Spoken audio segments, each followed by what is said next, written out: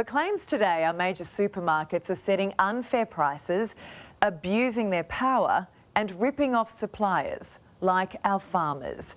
It's the damning assessment made by a Senate inquiry. But will it lead to cheaper prices? Advertising expert Dee Madigan joins me.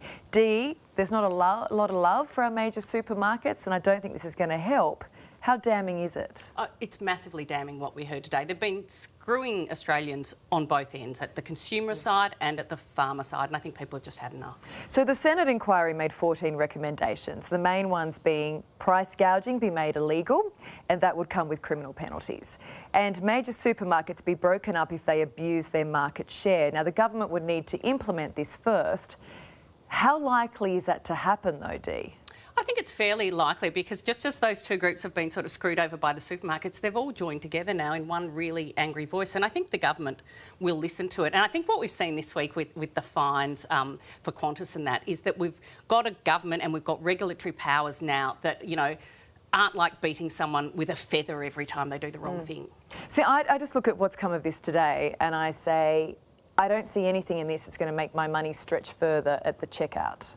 Not tomorrow, it won't, but in the long run it will, because they know they have to stop doing things the way they're doing things. And they've always said, oh, well, it costs a lot more money to operate in Australia. Our capital costs are high, so we need to have big profits to, you know, pull in investment. It's like, yeah, but do you need $1 billion profit a year? And we've seen in the last, 2 years, I think their profits have gone up another 4% and 5% and 6%, while Australians are struggling with the cost of living. It's just not good enough. See, I think you're a little bit more optimistic than I am. I look at this, I don't see that there is anything in this that's going to make our major supermarkets change their ways. They've got to answer to shareholders, and I think you just look at what happened with the share market today.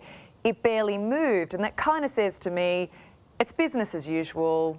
Nothing's really going to change. I think it barely moved because Australians are really, and quite understandably, distrustful of governments to actually do anything about big business behaving badly. Each bit helps, and it's not going to help immediately, but I think supermarkets now are just put on watch a little bit now. And again, it's not going to happen overnight, to quote an old ad, but I think it will happen. It is a terrible look for Coles and Woolies when you're overcharging when families are struggling to put food on the table.